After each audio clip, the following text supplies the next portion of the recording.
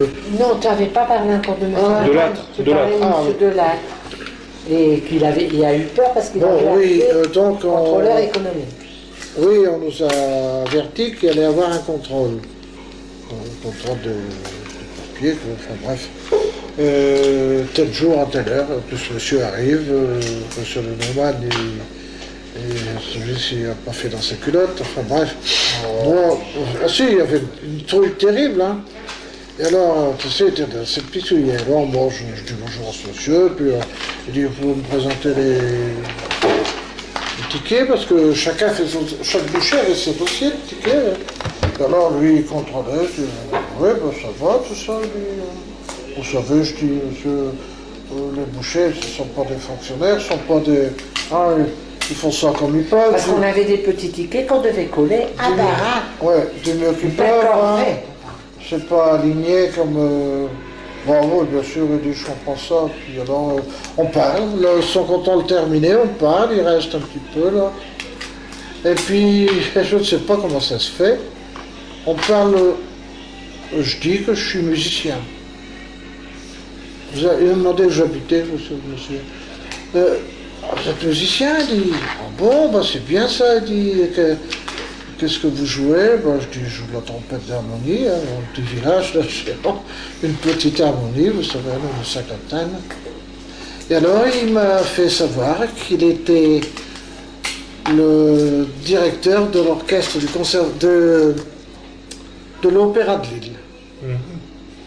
Alors on a parlé musique, il est venu plusieurs fois contrôler, il venait tous les ans à peu près. Parce que, moi j'étais là en 41, 42, 43, j'étais 3 ans. Et tu vois que c'est bizarre, hein. Il ne payait pas de mine pourtant, il était bien. Ah oui, il dit, c'est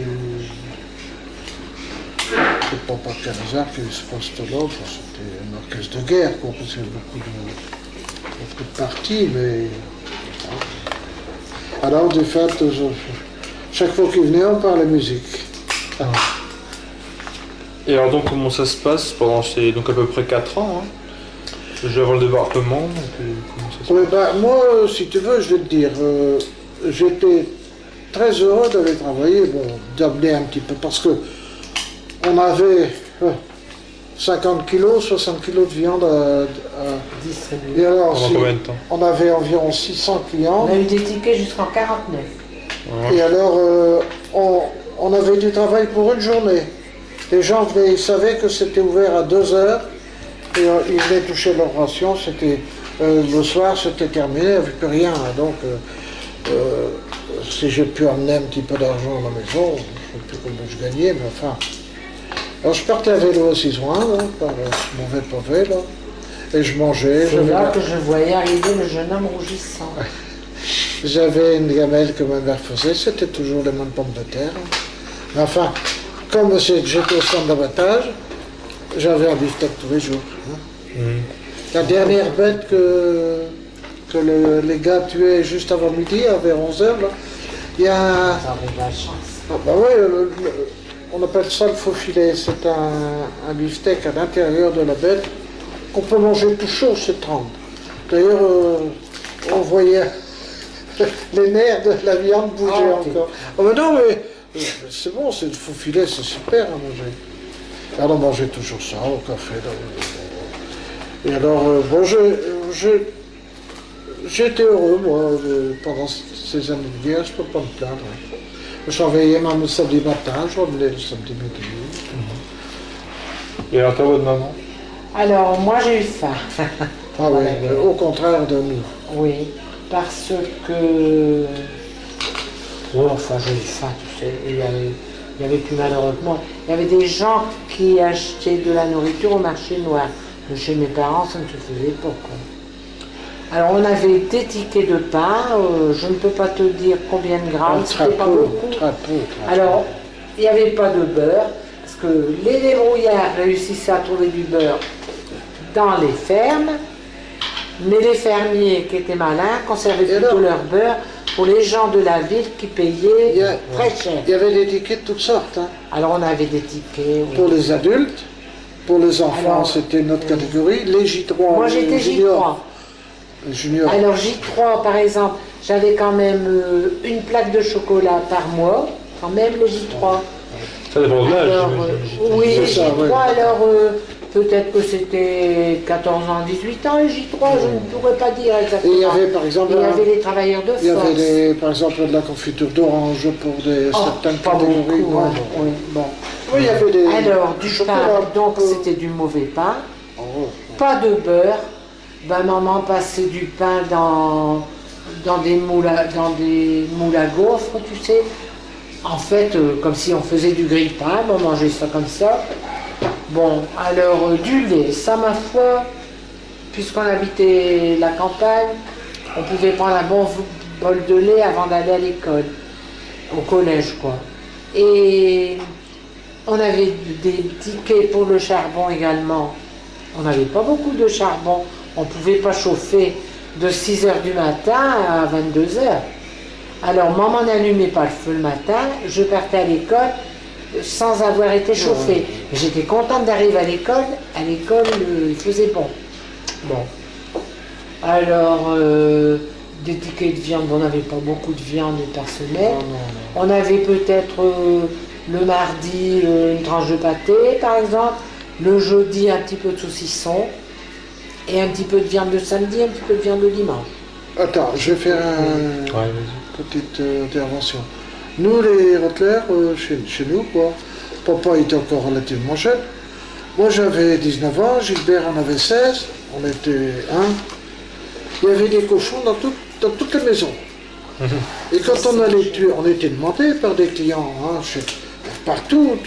Il y avait des semaines, on tuait 5 cochons. Ouais, mais tu tuais le cochon, mais le lendemain, il fallait faire toute la charcuterie. Ouais. On faisait du boudin, on faisait du pâté, on faisait de la saucisse, hein, pour ces gens-là. Et alors, on ne demandait pas d'argent pour le travail, mais on demandait un morceau de lard. Ouais. Là, C'était le troc, quoi. C'était pas... ben, c'était le... Il n'y avait pas moyen de Alors, payer autrement. bon, on avait une rouelle de lard, où on avait des côtelettes, où on avait de la saucisse, où on avait du boudin. Donc, si tu veux, tous les jours, on avait un petit peu de viande. Mais chez moi, ça Plus, s'est pas passé comme ça. tandis que chez Non, Denis, chez ça ne nous, se s'est faisait pas passé ça. comme Non, ça. non. Alors, bon, ça c'est pas grave, hein. C'était notre effort de guerre, si tu veux. On ne faisait que ça. Il y a eu bien plus Ouais. malheureux que ça. C'est pour ça, je dis, j'ai jamais eu faim pendant la guerre, j'ai eu faim en Allemagne. Et alors je Bon. disais à maman, j'ai faim, c'est une idée. Je disais, maman, c'était pas une idée. Ouais, bien sûr. Elle disait ça, elle essayait de me consoler. Alors, j'étais très maigre. Tu vois, elle c'est pas question. s'en est toujours ressentie, bonne maman. Hein, elle est C'est ça toujours que je suis maigre. si maigre maintenant. Non, mais après, je me suis bien rattrapée. Bon, c'était pas grave en comparaison de tout ce que les gens Ah non, ont bien subi sûr. et de tout ce que les résistants ont subi. Et les malheureux qui ont été emprisonnés et qui sont allés dans les camps de concentration, alors là, Mais pendant la... Quelque Il chose. s'est installé un... Tu sais, sitôt que ça s'est mis en route, cet État allemand là, avec la direction allemande, il y en a qui ont toujours essayé de rouler les Allemands, tu sais. Il y a le système des roues, le système, système français. Et alors faire du troc, comme tu dis, faire des échanges et vendre pour gagner du fric. Il y a des gens qui sont toujours à l'affût de tout ça. Il faut être casse-cou, il ne faut pas avoir il y en peur, hein. a qui ont fait du marché noir, les commerçants. Ils ont fait du marché noir Ah, ouais, ouais. et il y en a qui se sont enrichis. Ah, ouais. Ça existe toujours, hein. Il y a Ah, des ouais. gens qui souffrent et les autres qui peuvent garder. Ah ouais. Et alors, cette histoire avec le gars que vous avez protégé chez vous, Ah oui, d'accord. ça se Alors, situe Paul quand, ça Maillard, Ça fait quand alors ben, ça c'est sitôt l'évacuation. Donc on est revenu avec lui le 4 juin et il est resté à la maison jusqu'au 2 juillet. 40 donc. Hein. Ça c'est en 1940. Parce qu'il ne pouvait pas retourner chez lui. Tu sais, il y avait quand même des combats. Enfin, donc si pourtant la guerre s'est terminée. Enfin, il n'a pas pu retourner chez lui avant, par exemple, le 2 juillet. Bon, on l'a donc gardé à la maison. Les parents l'ont nourri à l'œil. Hein. Bon, encore la même chose, pas de ticket pour lui. Hein. Alors, il fallait qu'on partage, nous, le peu qu'on possédait. Bon, il est reparti chez lui. Mais mes parents ont sauvé un tas de gens. Bon, voilà. Sitôt qu'on était rentré d'évacuation, on a vu des colonnes de prisonniers venant qui partaient en Allemagne. Donc ils passaient ici, à Chéran, et ils passaient à Bézieux. Des colonnes entières, des Français, des Anglais, alors avec les Allemands évidemment, qui les conduisaient à pied en Allemagne, en passant par la Belgique bien sûr. Alors, à ce moment-là, là on n'avait pas encore les tickets si tu veux, c'était sitôt l'évacuation. Les tickets ont été institués après par les Allemands, je ne peux pas te dire exactement à quelle époque de 1940, mais là c'était juin, il faisait beau, c'était une belle année, c'était le moment des cerises, je me souviens. Et puis alors on venait à vélo, Robert et moi, entre autres quoi, avec d'autres personnes, avec des paniers de bouchées, avec des sandwichs. On faisait des sandwichs et on distribuait ça aux prisonniers qui passaient. Ça, on l'a fait aussi. Tout le monde le faisait. On portait. Vous le faisiez à Chéran. On allait même pour la moitié de la rue, ils descendaient. Il y a eu une solidarité terrible, mais c'est ça, c'est tout à fait normal. Oui, mais il y en a qui ont été plus malins, il y en a qui ont réussi à se sauver en passant Bézieux. Oui, mais en se sauvant en passant Bézieux, ils arrivaient à Sizouin. Donc à Sizouin, les gens savaient que chez Denis, on accueillait, c'était une boucherie, hein. À ce moment-là, on pouvait encore abattre, hein. On accueillait des gens, mais ils ne restaient jamais longtemps.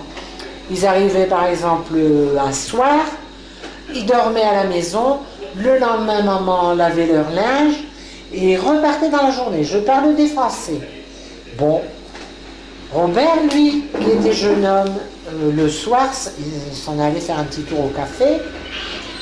Et puis pendant la nuit, on entend que Robert rentre. Oui, parce que je vais t'expliquer une chose aussi. Comme on pensait qu'on allait détruire la maison, on avait emporté à l'évacuation tout ce qu'on pouvait. Et alors, sur les voitures, on avait pris des matelas. On avait emmené nos matelas. Seulement, nos matelas, ils sont restés perdus, puisqu'on est revenu à pied, on n'a pas pu revenir avec nos matelas. D'ailleurs, on a été pillés, hein, bon, peu importe. Alors, comme il n'y avait plus de matelas, mes parents ont réussi à fabriquer pour eux un matelas avec de la paille, de la courte paille.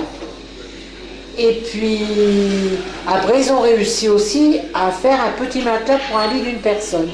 À cette époque-là, j'ai donc logé dans la chambre de mes parents. J'étais grande, j'avais 14 ans. Mais comme ils n'avaient plus de toile pour fabriquer les grands matelas, j'ai dormi là. Et Robert, lui, avait quand même encore un matelas. Bon. Alors, Robert s'en va au café. Et là, il y avait un Anglais. Un Anglais, c'est pire, hein, celui dont j'ai parlé avec Thomas. Lui, il parlait un petit peu français avec un accent déplorable. Frédéric Simpson, on disait Freddy. Alors il dit à Robert qu'il ne sait pas où aller.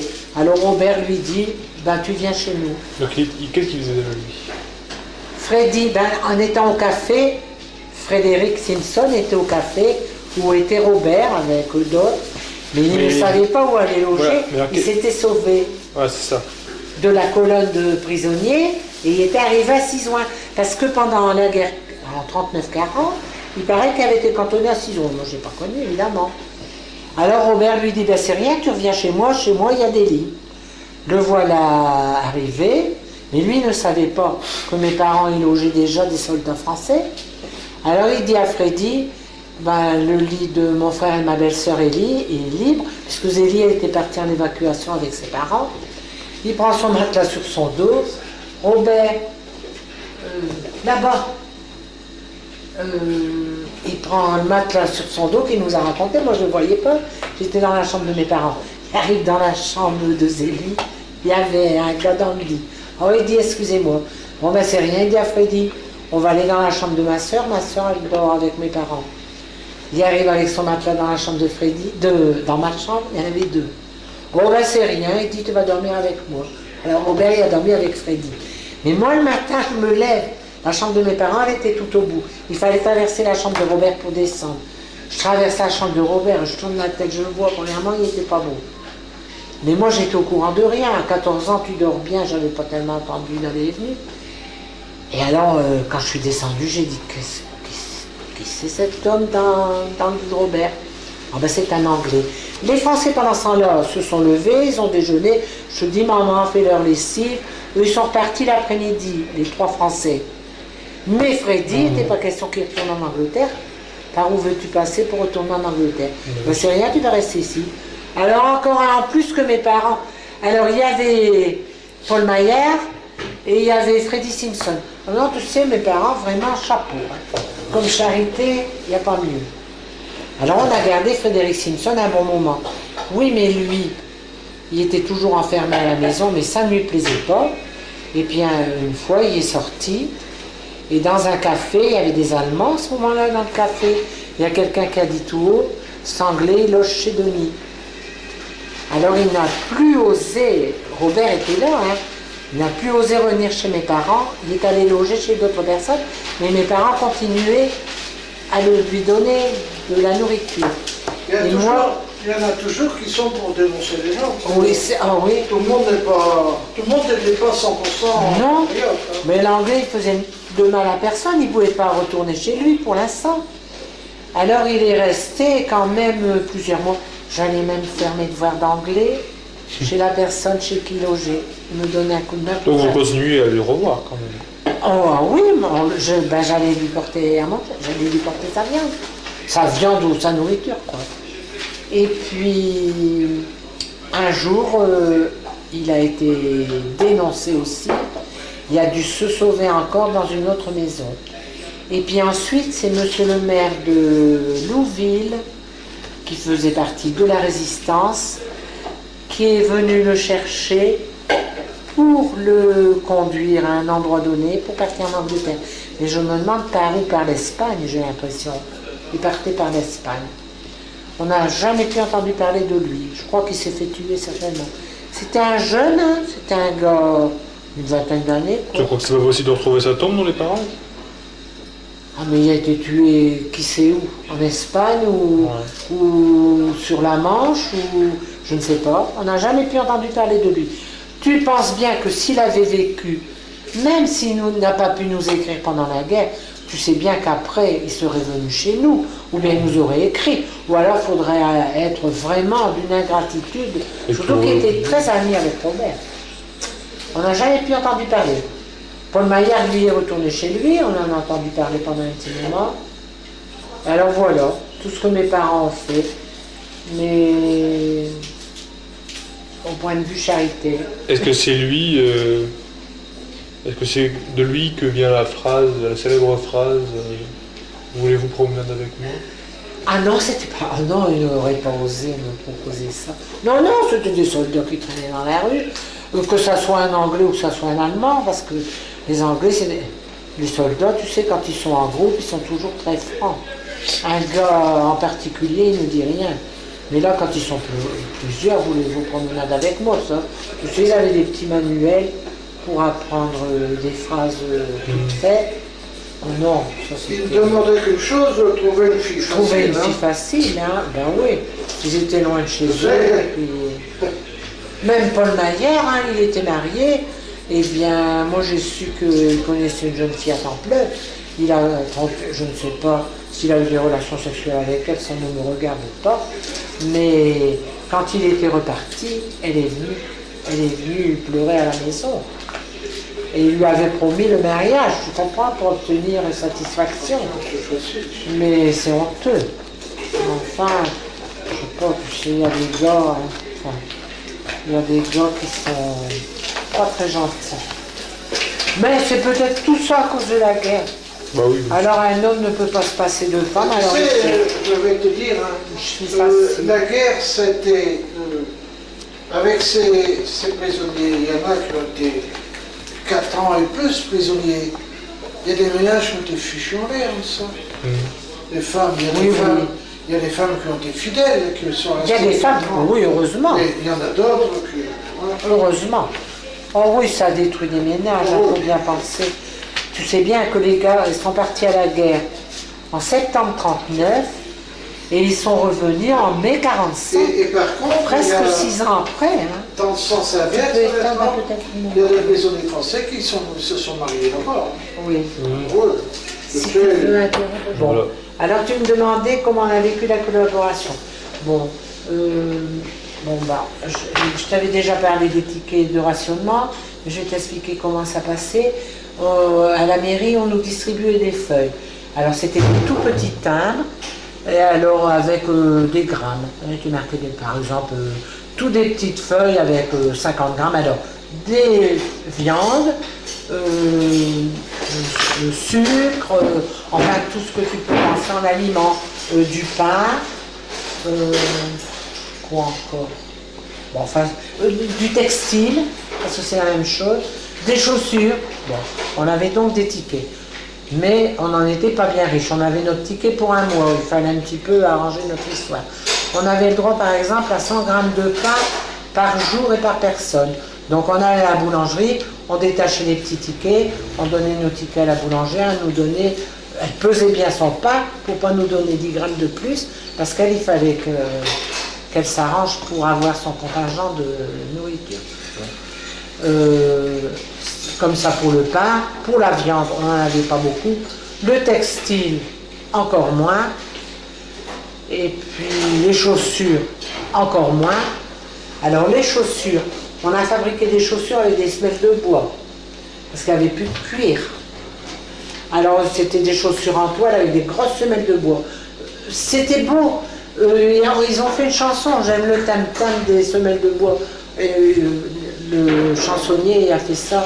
Il aimait bien entendre les femmes qui marchaient avec les semelles de bois. Ça faisait un beau petit bruit, la fin. C'était assez lourd, hein, comme à porter. Alors des vêtements. On retournait les vêtements, les mamans décousaient les robes. Bon, pour les enfants qui grandissaient, on enlevait un ourlet, on allongeait la robe. On a fait un tas d'astuces.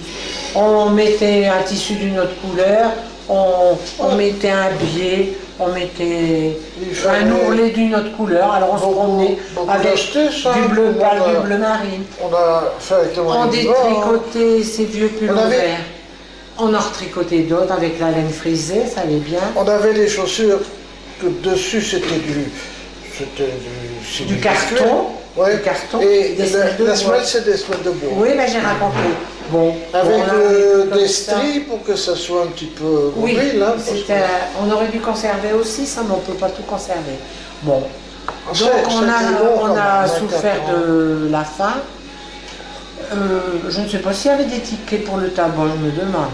Ah oui, bah bien sûr. Oui, bien sûr. Ça, je ne sais pas. Mais certainement pas beaucoup. Même des tickets pour les boissons, il y avait des tickets pour le vin. Alors les tickets, on en a eu jusqu'en 1949. Je me souviens, c'était à la naissance de ton père, c'est tout. On a été libre. Parce que sinon, si tu veux, on n'a pas dépensé beaucoup d'argent pendant la guerre. Comme on ne pouvait pas acheter beaucoup de choses, il n'y avait rien. Il n'y avait rien. On faisait, enfin on faisait pas d'économie. Bon. Du sucre, hein, on n'avait pas beaucoup de sucre. On avait 1 kilo de sucre par personne par mois. Quand on s'est marié, j'ai compté les morceaux de sucre, il y avait 180 sucres. On avait donc 6 sucres par jour. Tu me diras, c'était pas uniquement pour boire du café, c'était aussi bien, on écrasait ça avec une bouteille. Si on essayait de faire un petit peu de gâteau, il nous fallait un petit peu de sucre. C'était contingenté. Je te dis, on n'était pas gros pendant la guerre. On touchait un petit peu de jeux. Alors, du café, il n'y en avait pas. C'était de l'ersatz de café. C'était quelque chose d'innommable, peut-être de la chicorée, je ne sais pas. Et au-dessus, il y avait peut-être 20 grains de café. Au-dessus du café. Alors, si tu veux, tu pouvais moudre ça. Tu pouvais réussir à te faire une bonne tasse de café pour un mois. Pour une personne. Ça n'a pas, pour nous les gens, ça n'a pas été des grandes préventions. Je n'ai pas souffert du café. Bon. Si c'était maintenant, j'en souffrirais plus, mais à l'époque, bon. Mais du lait, je l'ai peut-être dit hier, excuse-moi si je l'ai déjà dit, en habitant la campagne, on avait du lait, quand même un bon bol de lait, à ce moment-là, j'aimais bien du lait. Ça, mais dans des situations extrêmes, on compose. Tout le monde fait face à tout ça, il n'y a rien à faire. Alors, avec les Allemands, bon, à la maison, comme on avait logé des Nord-Africains en 1937, Parce que eux, les Nord-Africains sont venus construire les beaux blocos qui n'ont pas Africain servi. et noir. Oui, à la maison, c'était des Sénégalais. Nord-Africains. Oui, toi, c'était un Sénégalais. Donc, on avait des chambres disponibles, on a dû loger, de Nord-Africains.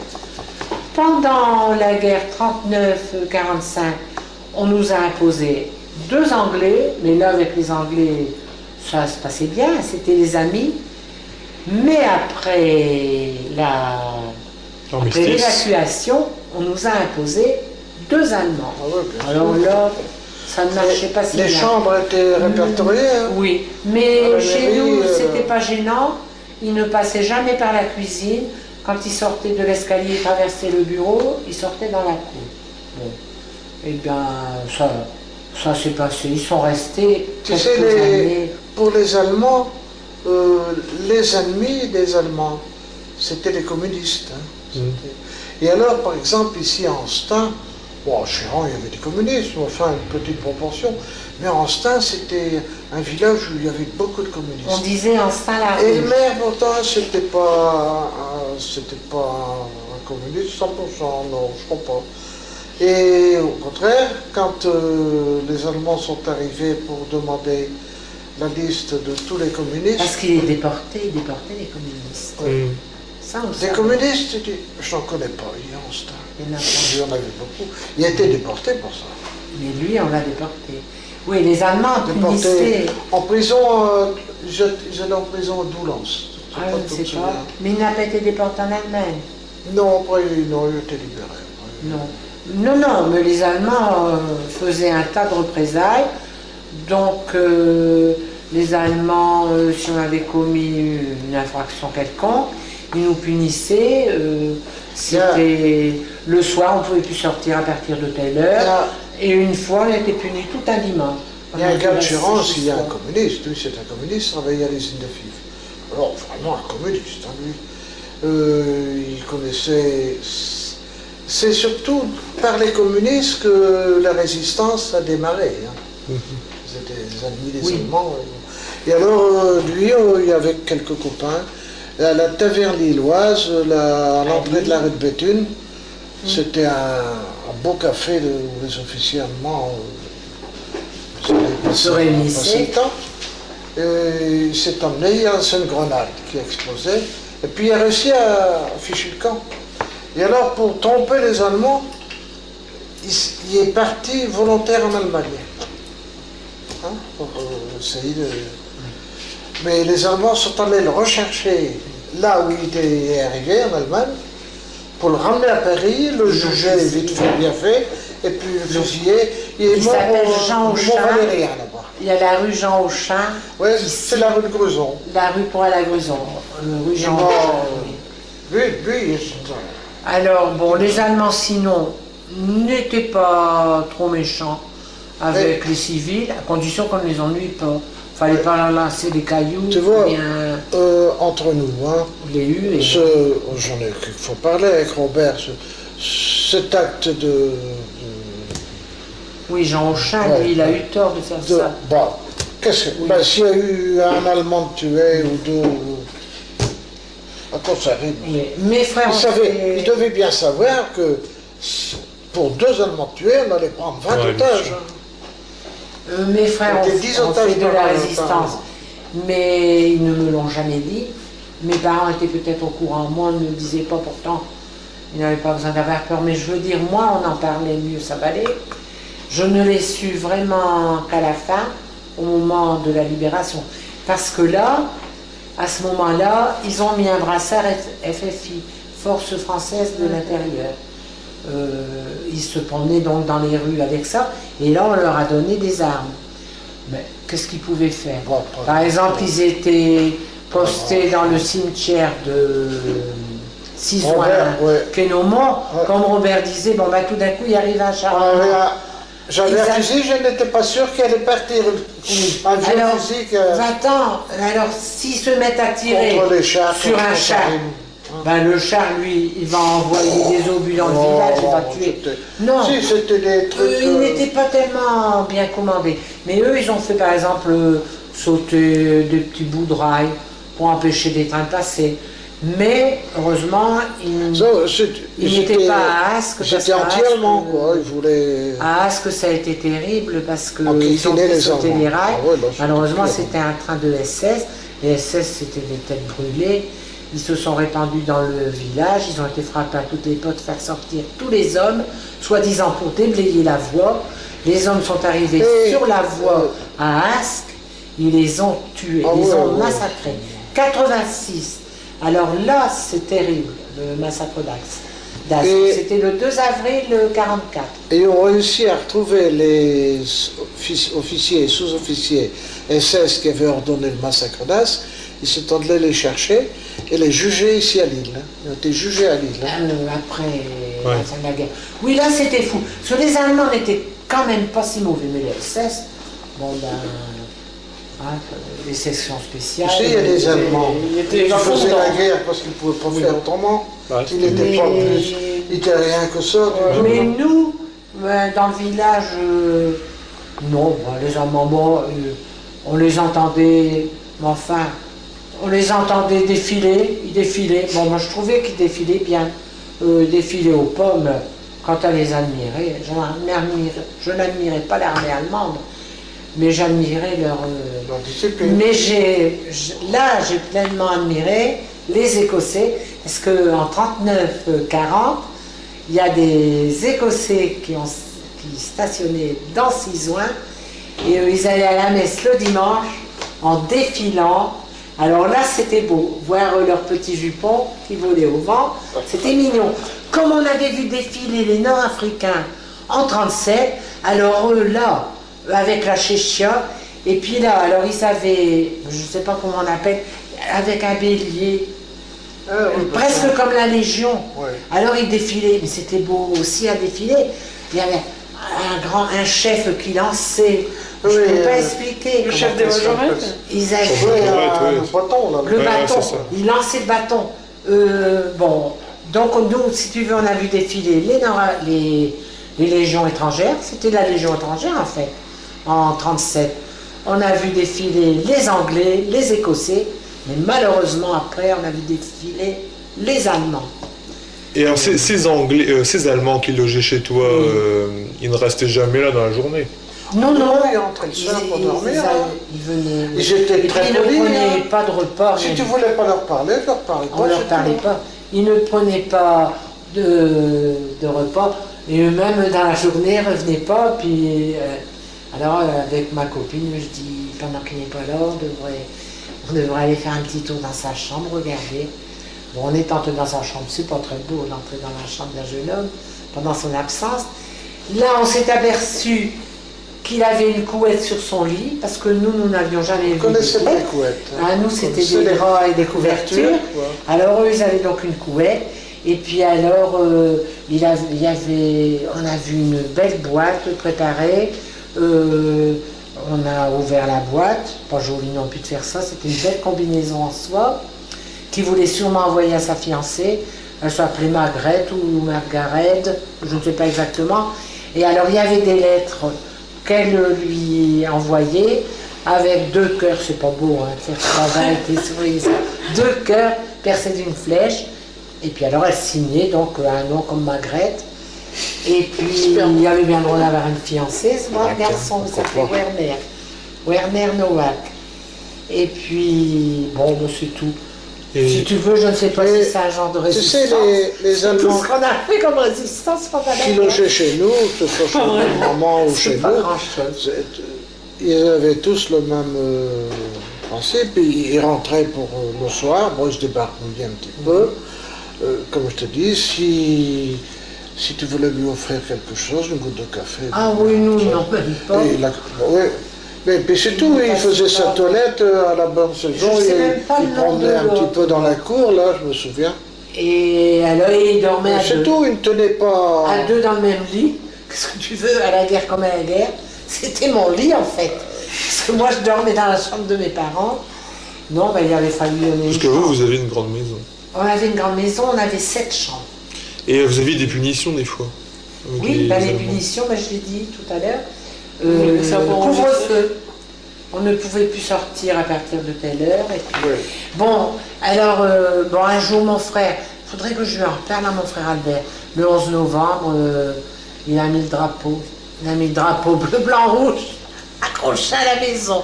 Mais qu'est-ce qu'il courait comme risque, hein, pour montrer qu'il était français. Mais sinon, nous, tout ce qu'on avait de beau à voir, c'était pas le drapeau français, c'était un beau drapeau allemand avec une grosse croix gammée sur la commandanture de Cisoing. Et il y en avait Mais- aussi à Chéran. Il y avait Oui, une à Chéran, commandanture au à château Chéran de Perse, aussi, au château. qu'on a apporté longtemps pour ça. Et là, tu Ouais. connais l'histoire de mon frère Robert, bon, enfin, je vais dire en raccourci. Mon frère Robert est né en 1919, il faisait donc partie de la classe 39 qui n'a pas été mobilisée, parce que les soldats étaient mobilisés à l'âge de 20 ans. Lui, il est né au mois de novembre. Et alors, il y avait 3 contingents. Par exemple, les enfants nés, par exemple, de janvier à avril, enfin, ainsi de suite. C'était mis en 3 contingents. Les 2 premiers contingents de 39 ont été mobilisés. Mon frère Robert, qui avait préparé son pactage depuis toujours, qui rêvait d'être soldat, de servir à quelque chose, parce que dans le temps, on disait que si on n'avait pas été soldat, on n'était pas un homme, n'a donc pas été appelé. Il était vraiment vexé de ne pas être appelé et de ne pas faire quelque chose. Alors, il voulait vraiment faire quelque chose. Bon, il servait à la boucherie, il a donné un coup de main à mon père, puisque mes 2 autres frères étaient mobilisés. Papa, qui était plutôt souffrant, a été aidé par Robert. Mais en mai 40, quand on est rentré de l'évacuation, on n'avait pas de nouvelles de nos frères qui étaient soldats. Et on a vu sur le journal qu'il y avait un Albert Denis qui était prisonnier à Rennes. Robert est parti à vélo à Rennes, muni d'un papier de la commandanture de Cisoing, avec un bon cachet, disant que la population avait besoin d'un boucher, puisque mon papa était souffrant. Il est donc allé à vélo à Rennes, ce n'était pas mon frère. Il est revenu à Cisoing. Pendant ce temps-là, on a eu des nouvelles de mon frère, qui avait été fait prisonnier, qui était en Lorraine. Il a donc été Bref, à l'autre redemandé un papier. Bref, à l'autre bout de la France. Ah ben oui, Oui, sans se il est comprendre. reparti donc en Lorraine, à vélo, toujours avec son papier. On a dit qu'il manquait un tampon, parce que les Allemands sont très forts pour les tampons, un tampon de la commandanture de Lille. Alors il a dit qu'à cela ne tienne, je m'en retourne à Lille chercher un tampon, et puis il a dit à mon frère Albert, s'il avait pu parler à Albert, je viens te libérer, je viens te libérer. Il est allé à Lille à la commandanture, il a eu son 2e tampon, il est reparti à vélo. Je ne te dis pas l'état du vélo, parce que les vélos, quand on ne trouvait plus de rustine, quand il y avait des fuites, alors il mettait 2 pneus, l'un au-dessus de l'autre, évidemment pas les 2 trous l'un au-dessus de l'autre. Bon, ou bien alors on mettait des chiffons, enfin il a roulé dans quelles conditions, il est reparti là-bas, il a fait beaucoup de kilomètres. Et puis arrivé là-bas, on a dit on ne libère plus les prisonniers. Alors mon frère Albert, déçu, lui il attendait ça, il a été extrêmement déçu, hein, désolé. Alors Robert a dit ben, ça fait rien, je vais prendre ta place.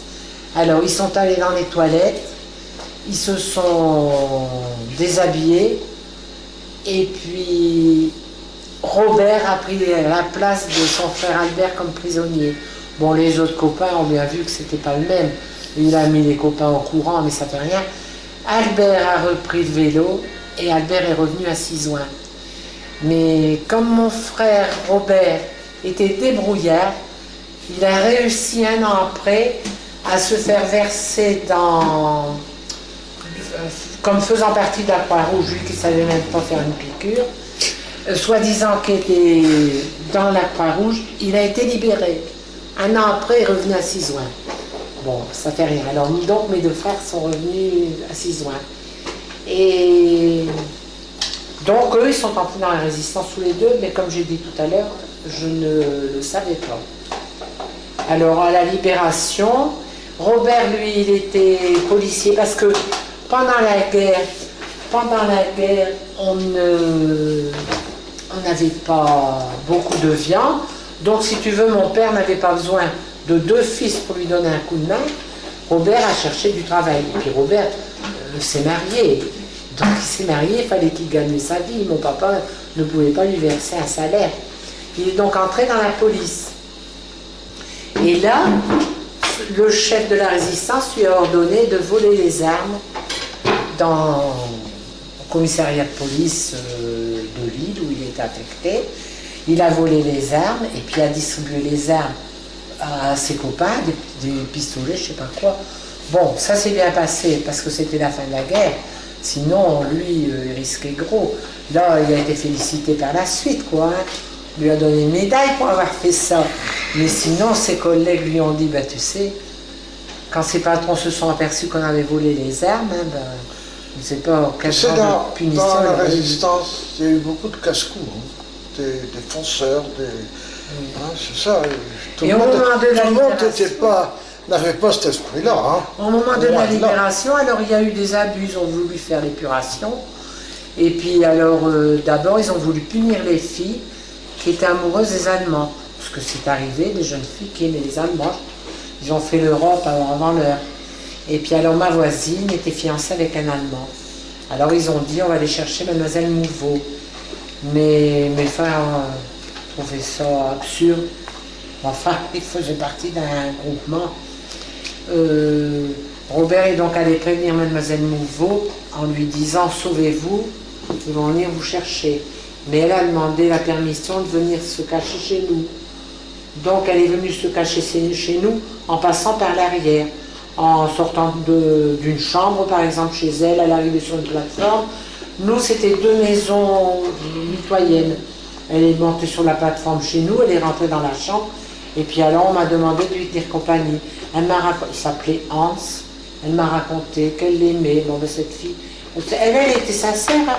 Bon, elle n'était pas collaboratrice, mais la voisine d'en face, qui avait bien vu le manège, qui avait vu que Robert allait la prévenir, elle a peut-être entendu même qu'il disait, je ne sais pas quoi, elle était toujours à sa fenêtre, dans le sillon. Et quand les FFI sont venus sonner chez Mouveau, elle a dit, parce que Mme Mouveau a dit, ben, ma fille n'est pas là, elle a dit, elle se cache chez Denis. Ils sont donc arrivés chez nous, ils sont venus la chercher. Bon, elle est partie en pleurs. Ben, moi aussi j'ai pleuré quand elle était partie. J'étais tellement... Oh non, parce que mon frère Albert, lui, s'est insurgé. Lui, c'est un grand gaillard qui se faisait respecter. Il a dit, mais vous allez faire rire de vous, faire des choses pareilles. Puis mon frère Albert, lui, il a toujours aimé les femmes. Bon, ben les femmes, on les aime avec des cheveux. Hein. Voir une pauvre femme sans cheveux. Maintenant, bon, toi, t'aimes bien Sigourney Weaver qui n'a pas de cheveux, mais à l'époque, c'était une affaire extraordinaire. Donc, Albert s'est insurgé et a dit, on ne coupera pas les cheveux, on ne les a pas coupés. Mais moi, je suis partie de la maison par le jardin. Au bout du jardin, il y avait 2 FFI avec des fusils qui attendaient Mademoiselle Mouveau, qui pensaient qu'elle allait s'enfuir par là. Pour te dire, alors là, je trouve ça un petit peu... Je trouve ça même très bête, enfin. Voilà. Et surtout une honte pour une femme. D'avoir les cheveux pour Ah, puis alors, on les reconnaissait, ces femmes-là. Vous avez déjà vu des films. Il faut un certain temps. Alors, elle mettait un foulard, après, elle mettait un foulard, parce qu'il faut que ça repousse. J'ai connu une dame de Bourguel, mais... Bon, je l'ai connue. Bon, elle est décédée maintenant. Je l'ai connue. Si vous voulez, après, ses cheveux étaient très beaux d'ailleurs. Peut-être que quand on rase les cheveux, après ils repoussent, ils sont encore plus beaux. Mais à Bourguel, donc ils ont coupé les cheveux des filles. Alors on les promenait dans le village avec leurs cheveux. Quelle honte! À Cisoire, à Gérin, ils se sont promenés. Hein. Oui, mais on n'a pas coupé les cheveux. Moi, je n'ai pas vécu la libération. Tu as déjà parlé du STO? Vas-y. Papa, hein, son chef pendant la guerre 14, c'était Pétain. Alors il croyait en Pétain. Hein. Bon, bah, il n'y a pas été le seul. Mais bon, quand l'ordre est venu d'envoyer tous les jeunes nés en 1922 pour travailler en Allemagne, c'était pas seulement pour travailler, comment dirais-je, dans des usines d'armement, c'était pour travailler la terre. La preuve, c'est que j'étais dans une ferme. Et il a cru bon, du fait qu'on renvoyait pour 2 prisonniers, pour 2 civils français, en Allemagne, on renvoyait un prisonnier. Hein. Alors il a pensé que c'était son devoir, que c'était mon devoir d'aller là-bas pour qu'un prisonnier français revienne. Quoi. D'autant plus que les Allemands, on savait que si... Moi, j'avais 3 frères en suivant, j'avais un frère Gilbert, 3 ans plus jeune que moi. Bon, ben, si je partais pas, si je me camouflais, c'était Gilbert qu'on venait chercher. Alors, bon, ben, je suis parti. On savait, on était jeunes, on ne se rendait pas bien compte.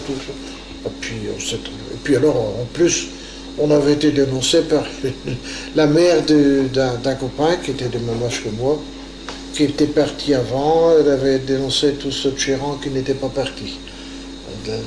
Tous ceux qui étaient nés en 1922, dont je faisais partie. Donc t'as pris le train? Ah oui, on était à Lille, puis on est arrivé là-bas en Silésie. Hein. Oui, mais c'était pas un train direct. Ah, tu sais, on s'arrêtait dans des gares quelquefois 1 heure, et puis on reprenait, et arrivait, la machine partait pour tracter un autre train, des autres wagons, puis 1 heure ou 2 heures, on a mis je ne sais plus combien de jours pour faire... Ah, vous avez eu plusieurs jours, c'est clair. Oui, ouais. Et alors donc c'était assez loin, hein. C'était à l'est. Ah bah oui, hein, on a traversé toute l'Allemagne et l'ancienne Pologne, parce que où j'étais, c'était l'ancienne Pologne. Qui avait été La annexée. Pologne qui a été annexée en 39, quoi. Ou bien en 38, 38, je crois. 38, oui.